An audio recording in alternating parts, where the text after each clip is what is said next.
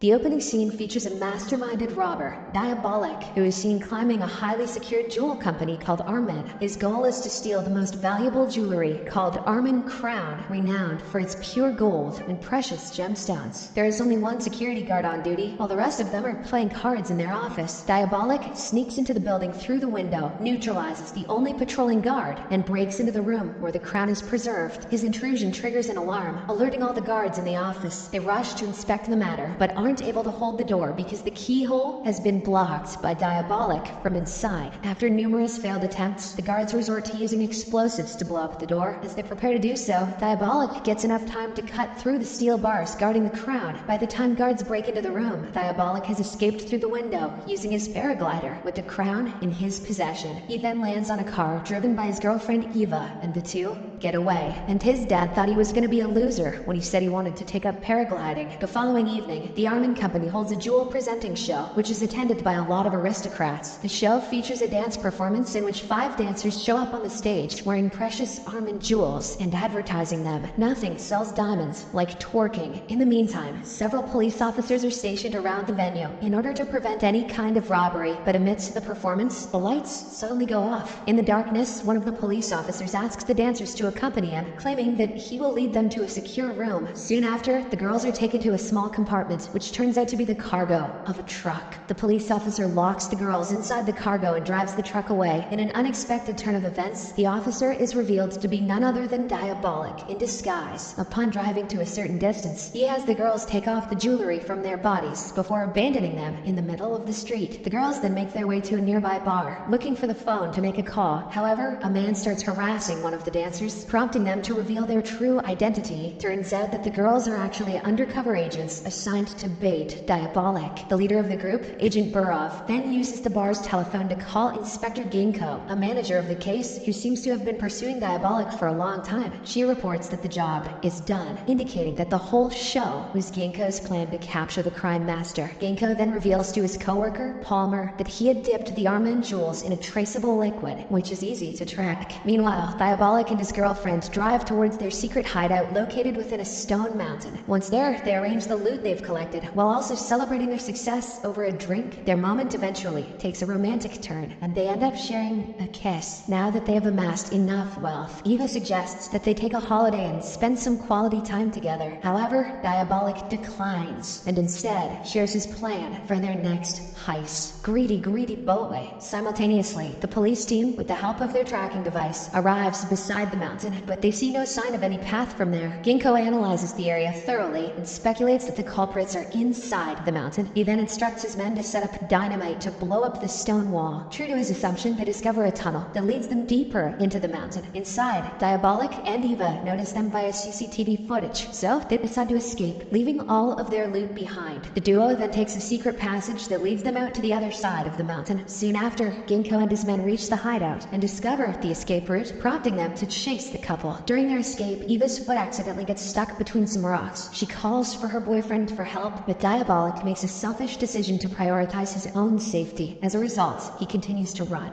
abandoning her. Despite this, Eva has no time to react, so she desperately tries to free her leg. By the time she manages to do so, the police officers are already closing in. Realizing that she doesn't have enough time to escape, she climbs onto a cliff and jumps into the water. In the aftermath, the police investigate the hideout and discover a collection of many valuable items, including rare paintings, gold, jewelry, and gemstones. Can you believe? Not an NFT in sight. In addition, Ginko finds a blueprint of an old abandoned industrial complex on the outskirts of Clairville. Suspecting it to be another hideout of Diabolik, he decides to check it out. Upon reaching there, Ginko and his officers split up to inspect the area. During this, one of the officers inadvertently uncovers a secret door leading them to the basement. As they turn on the lights, they learn that it's the place where Diabolik manufactures face masks for his missions. Despite the tempting findings, Ginko forbids his team from tampering with any items, as he knows the Diabolik will return here soon. In the next scene, we are introduced to Duchess of Wallenberg, Altia, who is seen arriving in Clairville. It appears that she was supposed to be received by Ginko at the airport, but the inspector sent someone else. Displeased, Altia heads straight to the police station and meets Ginko, who turns out to be her lover. As they converse, she suggests that they make their relationship public, but Ginko insists on postponing it until he fulfills his life lifelong ambition of capturing the elusive thief. Altia agrees, but she requests his presence at her upcoming party in order to safeguard her precious black griffin necklace. Later that night, Diabolik heads to his industrial complex hideout, but before entering, he overhears some police officers chatting inside. It appears that the officers are changing shifts, with Agent Roller now assuming the night duty. Later, while Agent Roller is alone, Diabolik appears at the front door. Seeing this, Roller frantically opens fire, with the target he's hitting is just a mirror, reflecting Diabolik's image. The sound of gunshots alerts the other police officers guarding outside the building, prompting them to rush inside. Once there, they find Roller, lying down unconscious on the floor, and the mask printing machine has been taken away by Diabolik. The incident is a big letdown for Ginko, but he still doesn't give up. Ginko left a single officer on duty and didn't even tell him to hide. Ginko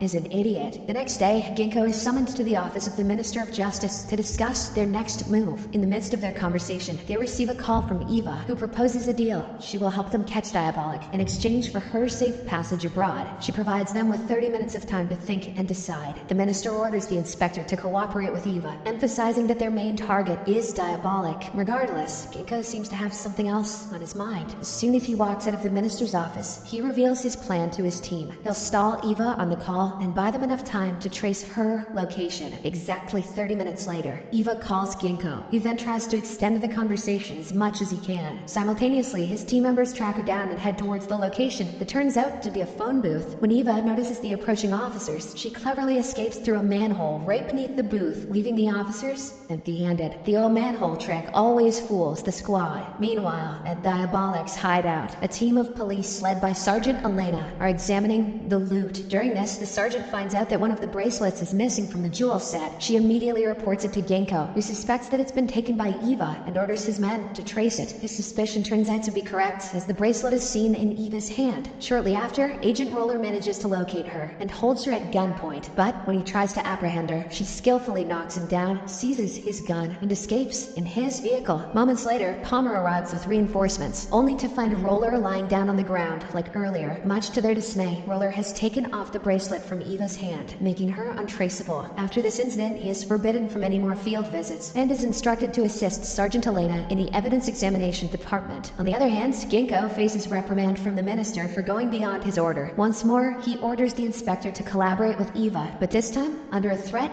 of dismissal. Left with no other choice, Ginko agrees and relays the message to Eva via newspaper. She then arranges a meeting atop the lighthouse the same evening. As they meet, Eva says that she's heartbroken after being abandoned by Diabolik, and she now wants revenge. She then shares her plan. She claims that Diabolik will return to get his loot back. Firstly, she asks the inspector to relay information to the underworld regarding the police transferring the loot to a safe house. Eva then proposes using an armored van as a decoy to lure Diabolik, while the real treasure will be transported in an ordinary van. In order to make it appear more convincing, she asks Ginko to assign an armed force to guard the armored car. Following this, she advises him to lure Diabolik into a tunnel where he can be surrounded and captured. If Ginko doesn't realize this is a ploy, he's the dumbest cop in movie history. Ginko puts this plan into action from the very next day. He hires an undercover agent to spread the information to the underworld so that the message will reach Diabolik. Amidst all of this, Ginko also goes to meet Altia with the sad news that he won't be present at her party because he'll be executing his master plan on the same day. However, he does assure her that he will dispatch the best officer in Clairville for her protection. The long-awaited day arrives. Altia has hired the best makeup artist in town to help her get ready for the function. Simultaneously, a chief sergeant gathers a number of special forces and briefs them on the mission. When he asks for an individual to drive the van with real treasure, Roller volunteers to do so. Sergeant Elena tries to stop him because there's a high chance that he might end up face-to-face with Diabolik. However, the latter is determined to rectify his previous mistakes and prove his capability. Following this, the ordinary van is loaded with all the valuables, and preparations are made for departure. On Ginko's signal, the armored police van departs from the hideout with a lot of guards surrounding it. Shortly after their departure, Roller also drives out of the hideout and heads towards the opposite direction. The police-guarded van soon enters a tunnel, but unlike their plan, they find themselves trapped inside it. They then notice a mysterious figure emerging from the tunnel wall, prompting them to hold it at gunpoint. But upon closer inspection, the figure turns out to be a mere mannequin. Mannequin. Mannequins are hot. Meanwhile, at the party, Altia goes to get her precious necklace from her closet, but